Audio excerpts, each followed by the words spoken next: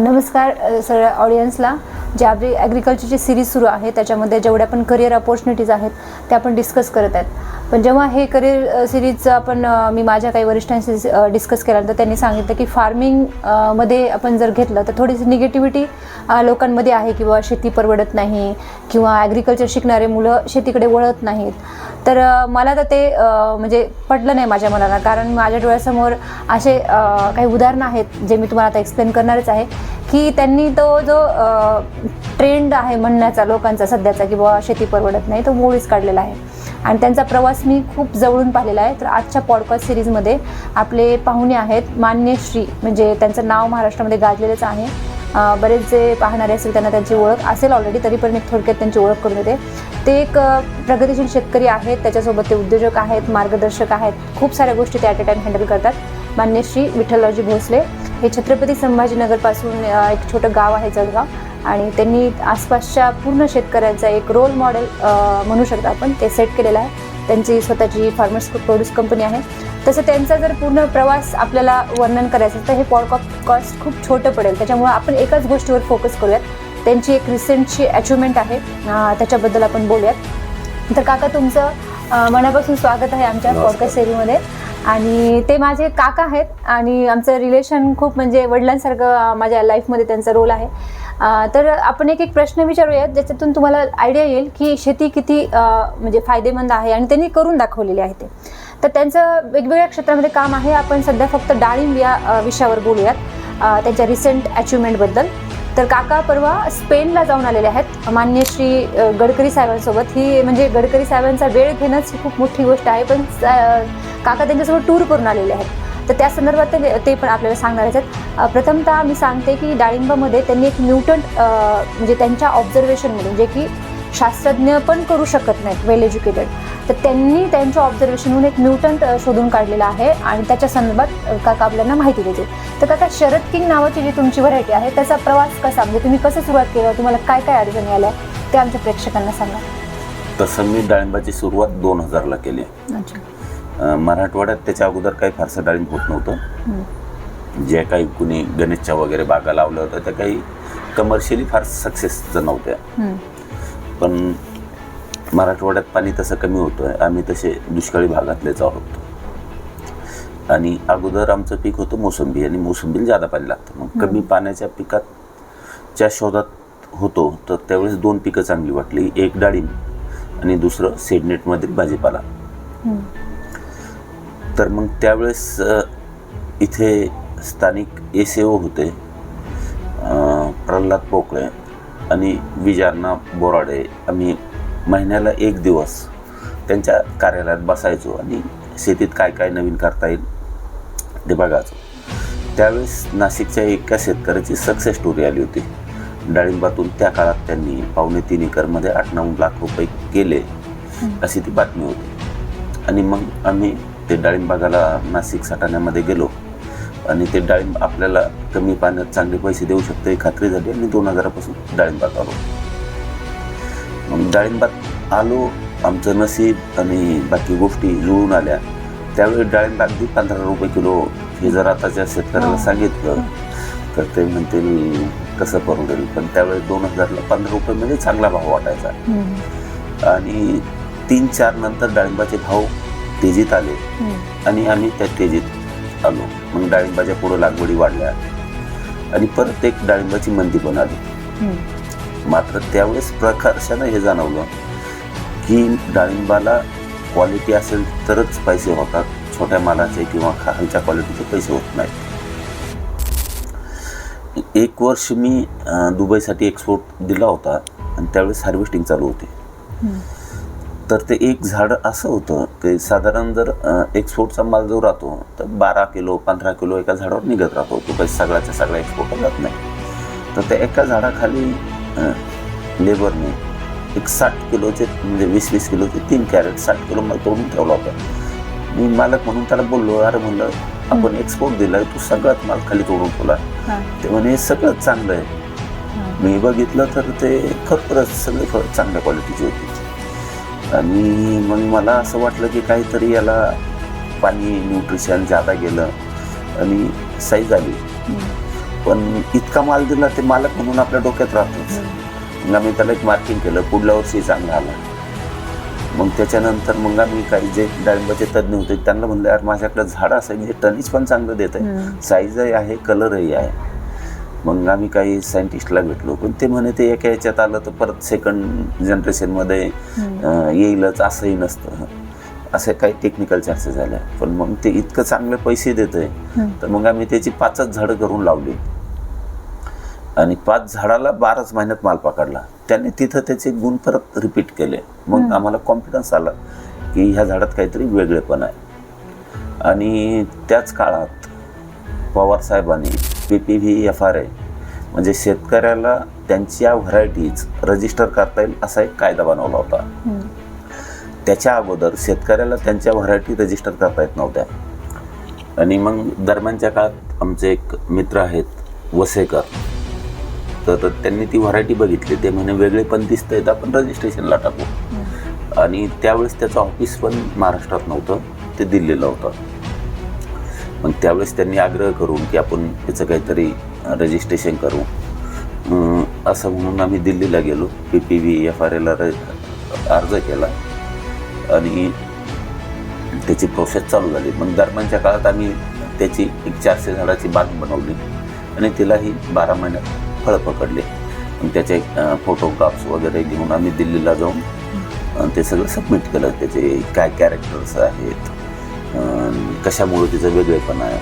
ज्यावेळेस आपण व्हरायटी रजिस्ट्रेशनला टाकतो तर ज्या अगोदरच्या रजिस्टर व्हरायटी आहे त्याच्यासंग तुम्हाला कम्पॅरिझन द्यावं लागतं की काय वेगळेपण आहे, ते शेतकऱ्याचे कसं बेनिफिशियल आहे, की त्याने काय होऊ शकतं. आणि डाळिंबाची व्हरायटी रजिस्ट्रेशनसाठी साधारण 36 कॅरेक्टरवर ती व्हरायटी टेस्ट केल्या जाते. आणि मग याच्यातले आम्हाला वेगळेपण करावं लागले. मग ते मला फारसं येत नव्हतं. त्यात वसेकर साहेबांनी बऱ्यापैकी मदत केली की टेक्निकल, मग त्याचे कॅरेक्टर्स ते सगळं काढावं लागलं.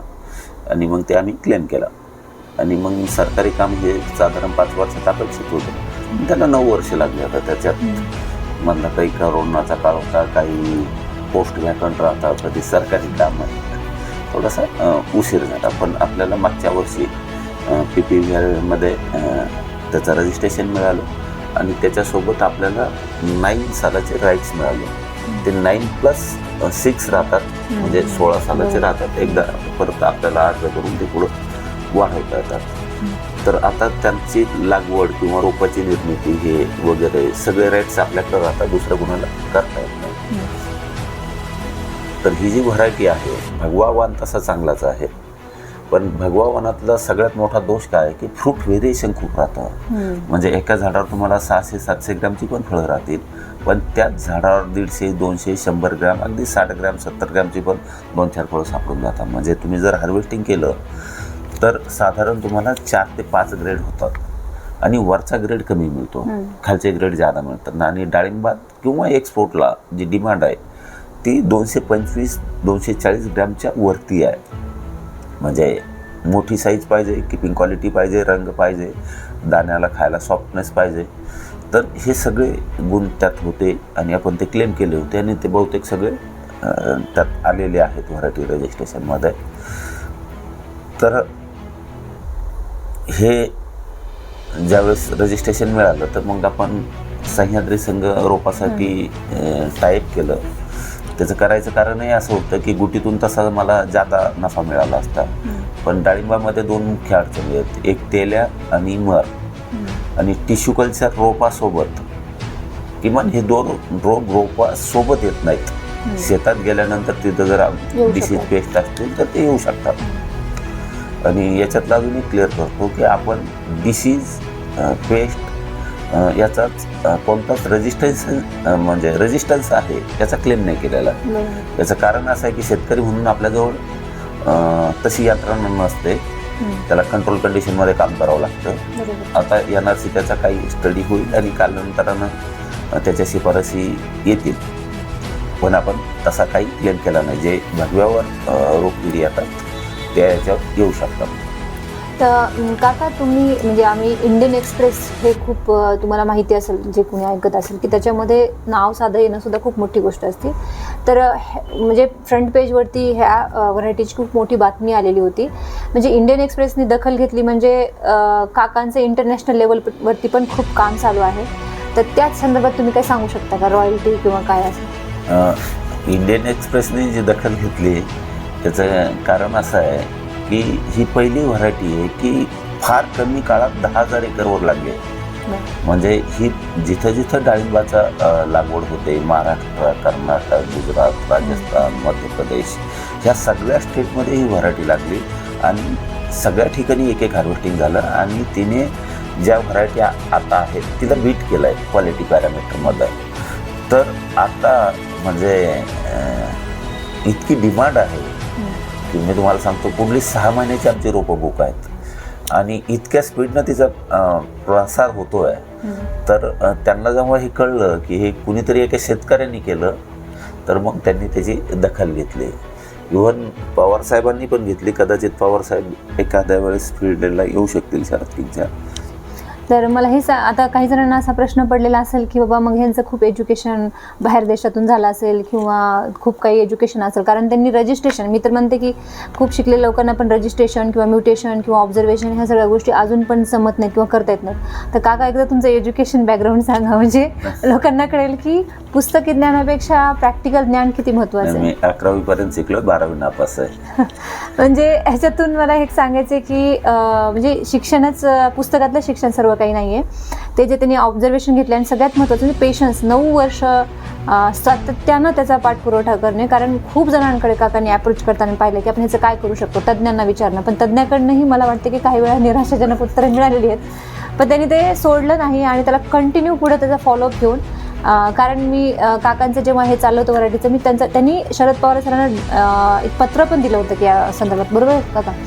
तर म्हणजे तुम्हाला सांगू का की सरकारकडून एखादं सर्टिफिकेट मिळवणं एक अवघडच काम आहे. बरोबर. पण ती पेशन्स ठेवून केलं म्हणून झालं. तो अर्ज करताना एका ॲग्रिकल्चर क्लास 1ची सही लागते की याच्यात काहीतरी वेगळे असं त्यांनी प्रायमरी त्यांचं ऑब्झर्वेशन नोंदवावं. त्या अर्जात एक फॉर्मॅट आहे की कुणीतरी एक क्लास 1 ॲग्रिकल्चर बेस, म्हणजे रिसर्च स्टेशनचा डायरेक्टर, SAO, जे जॉईंट डायरेक्टर, अशा लोकांनी त्याला रिकमेंड करावं की काहीतरी, कारण की कदाचित त्यांचा हेतू असेल की उद्या खूप लोक अर्ज करतील. तर त्यांनी एक प्रायमरी व्हिजिट करून बाबा थोडंसं काही आहे जाणवतंय किंवा आहे असं एक फॉर्मॅट करून सिग्नेचर करायची होती. त्याच्या एका सहीसाठी मला 2 ते 3 महिने लागले होते. म्हणजे आणि मग नंतरचा काळ तर ते आहे. पण आणि भारत असा देश आहे की आपल्याकडं खूप म्युटेशन आणि व्हेरिएशन्स आहे. हे आंब्यात आहे, मोसंबीत आहे. आता केशर मँगोमध्ये मी जेव्हा जातो, जर 2000 झाडाची बाग असेल ना, तर त्यात 3-4 प्रकारचे वेगळे वेगळे केशर दिसतात. बरोबर. तर मोसंबीमध्ये तसंच आहे की आम्ही म्हणतो की आमची व्हरायटी न्यू सेलर आहे, पण खूप व्हेरिएशन आहे. कारण की इतका लंबा काळ झाला आहे व्हरायटीने घेऊन. तर काही म्युटेशन चांगले होतात, काही वाईट होतात, तर व्हेरिएशन येऊन जातं. तर हे कुणीतरी करणं भाग आहे. खरं म्हणजे असे डाळिंबाची झाडं कदाचित माझ्या शरद किंगपेक्षाही लोकांकडे असतील, चांगले असतील. फक्त ते त्याला सेपरेट करून कागदाची पूर्तता करत नाही. आणि मी सांगू इच्छितो की हा जो कायदा आला याच्यात शेतकऱ्यासाठी कोणतं बी चार्जेबल काही नाही आहे. याला तुम्हाला शेतकऱ्याला खर्च काही नाही. ज्यावेळेस ती फक्त 3 वर्षाची टीम येत राहते, त्यांना ते कळवणं स्टेजेस आणि ते त्यांचे ऑब्झर्वेशन घेता, पण त्याच्या फायनान्शियली तुमच्यावर काही फार खर्च नाही आहे. फक्त तुम्ही वेळोवेळी त्यांना कळवणं, त्यांच्या टचमध्ये राहणं, त्याचा डाटा घेण्याला मदत करणं, एवढंच काम आहे. याच्यासाठी कोणताही शेतकऱ्याला चार्ज नाही आहे. आता एक शेवटचं मी सांगते की आता ह्याच्यात फायनान्सचं थोडंसं बघितलं तर तुमच्या लक्षात येईल की लोकांचा जो ग्रह आहे की क्लास 1 बनणे किंवा खूप मोठ्या उच्चपदस्थ नोकऱ्या आरूढ होणे, तर फक्त एक रॉयल्टीच्या विषयावरती काकांना बोलते, बाकीचं सगळं सोडून देऊयात की त्यांचं जे शरद किंगचाच प्रवास आहे, फायनान्शियल काय काय पॉसिबिलिटीज आहेत भविष्यातल्या, तेवढं ऐकल्याच्या नंतर मला वाटतं की भरपूर साऱ्या लोकांना कळेल की फक्त हार्डवर्क आणि पेशन्स आणि सगळ्या गोष्टी करून खूप काही पैसा कमवतात. काका फक्त हे रॉयल्टीचं तुमचं इंटरनॅशनलचं काय म्हणजे आहे विषय ते सांगायला आम्हाला. सध्या आपण रोपं बनवायचं काम सह्याद्रीला दिलं. सह्याद्री म्हणजे लक्षात घ्या, सह्याद्री सह्याद्री फार्म्स हे खूप मोठं नाव आहे, हे सगळ्यांना माहिती आहे. 4000 कोटीचा त्यांचा टर्नओव्हर आहे ती. तर त्यांच्यासोबत काकांचं खूप चांगलं ट्युनिंग आहे आणि ते सोबत खूप साऱ्या गोष्टी करतात कोलॅबरेटिव्ह. तर सर सांगा ते काय आहे. तर त्यांच्या संघ आपण केलं ते टिश्यू कल्चर रोपं बनवतात आणि रोपं मागं आपल्याला एक अमाऊंट देतात. तर ॲक्युरेट आकडा सांगितला नाही तरी Calculation मला करा. कोटीभर रुपयाच्या पेक्षा जादा पैसे त्यांनी दिलेत. हां. आणि पुढचंही बुकिंग चालू आहे.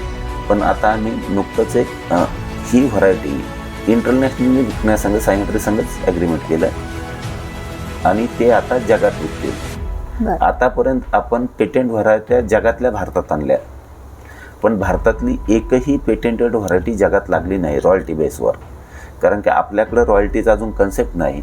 पण ज्या ग्रेपमध्ये आता नवीन ज्या व्हरायटी आल्या त्याच्यात थोडासा तो कन्सेप्ट आला आहे. पण दरवर्षी ब्रीडरला रॉयल्टी द्यावं लागते जोपर्यंत त्यांच्याकडे पेटेंटचे राईट्स आहे तोपर्यंत. बरोबर. आणि हे युरोपमध्ये किंवा बाकी जगभर चालतं. तर तसं ॲग्रीमेंट केलं आहे. आणि आता जर ती जगात रॉयल्टीवर लागल्या गेली तर ही भारतातली पहिली हॉर्टिकल्चर व्हरायटी असेल आणि त्याच्यातून तुमच्या कल्पनेपेक्षा खूप जादा पैसे मिळतील. म्हणजे नंतर काकांची अपॉइंटमेंट आपल्याला मिळेल का नाही असं म्हणजे नाही आहे, पण चांगले पैसे मिळतील. येस, मला फक्त हे सांगायचं आहे की ह्याच्यातून तुम्ही या छोट्याशा ह्याच्यातून तुम्ही एक बघितलं असेल किंवा ह्याच्या काही लोक असं म्हणतील की नाही त्यांना बॅकअप असेल, हे असेल ते असेल. आम्ही आमच्या जवळून पाहिला प्रवास की त्यांनी खूप शून्यातून उभं केलेलं आहे आणि ते खूप डाऊन टू अर्थ आहेत. म्हणजे त्यांच्याकडं आपल्यासारख्या लोकांचा खूप तगादा लागला असतो की मार्गदर्शन घेण्यासाठी किंवा हे करण्यासाठी. तर तुम्हाला काही याच्या संदर्भात शंका असतील तुम्ही बिनधास्त विचारा. काका कधी पण म्हणजे त्यांच्याकडे जे ज्ञान आहे ते सगळ्यांना देतात आणि जेवढी हेल्प करतात ते सगळ्यांना करतात. तर आय होप की तुम्हाला ह्याच्यातून थोडीशी हिंट मिळाली असेल की शेती करणं खूप फायदेशीर आहे. फक्त तुमच्याकडे ह्यांच्या ज्या क्वालिटीज आहेत की म्हणजे जिज्ञासू वृत्ती किंवा हमेशा त्याचा फॉलोअप घेणे, ह्या सगळ्या गोष्टी जर असतील तर 100% तरुण वर्ग याच्यामध्ये प्रॉफिटेबलच असणार आहे. काका काही कन्क्लुजन तुम्हाला सांगायचं का तरुणांना की काय शेतीमध्ये आलं पाहिजे का, कसं आलं पाहिजे, आलं तर मग कोणत्या तयारीने पाहिजे, हे कामाला एक संदेश द्या. नाही, आता काय ॲग्रिकल्चर जे शिकतात तर ते खरं ॲग्रिकल्चर करण्यासाठी येत नाहीत. जर संधी नाही मिळाली तरच ॲग्रिकल्चरमध्ये येतात. खरी गोष्ट. पहिला मुद्दा असा आहे. परत ॲग्रिकल्चरमध्ये जे शिकवलं जातं ना तर प्रॅक्टिकल सध्या चालू असलेले आणि त्यांचं एज्युकेशन याच्यात खूप मोठा गॅप आहे. म्हणजे तिकडं नॉलेज कामाला येतं नाही असं नाही, पण प्रॅक्टिकली ज्या लेवलला आहे ते त्यांच्या एज्युकेशनमध्ये नाही. याच्यात एक खूप मोठा गॅप आहे. आणि ॲग्रिकल्चरमध्ये मी आता युरोपला तुम्ही जो उल्लेख केला तर आपण युरोपला जर कशात पाठीमागं टाकू शकू भविष्यात तर ती फक्त शेती आहे. आणि आपल्याला निसर्गाचं भरभरून आहे, आपली जमीन चांगली आहे, आपलं क्लायमेट चांगलं आहे, गरजे इतकं आपल्याकडे पाणी आहे, गरजे इतकं फार नसेल तरी. आणि मॅनपॉवर स्वस्त आहे जगाच्या हिशोबात. युरोपमध्ये आता घंट्यावर चार्जेस आहेत. जमीन चांगली नाही, क्लायमेट चांगलं नाही, खूप थंड किंवा बर्फ 5 महिने 4 महिने 6 महिने बर्फ. तर हे निसर्गानं आपल्याला सगळे क्लायमेट भारतात दिलं. तर आपण खूप चांगलं करू शकतो. शिकलेली मंडळी जर आली आणि त्यांनी जर करिअर म्हणून निवडलं तर संधी नक्कीच आहे. फक्त मेहनत आणि पेशन्स ठेवणं गरजेचं आहे. ठीक आहे, धन्यवाद काका तुमचा वेळ दिला. आजारी असताना पण काकांनी आपल्याला अक्षरशः त्यांना ताप आलेले, खोकला आले तरी पण ते आपल्यासाठी वेळ दिला. धन्यवाद काका.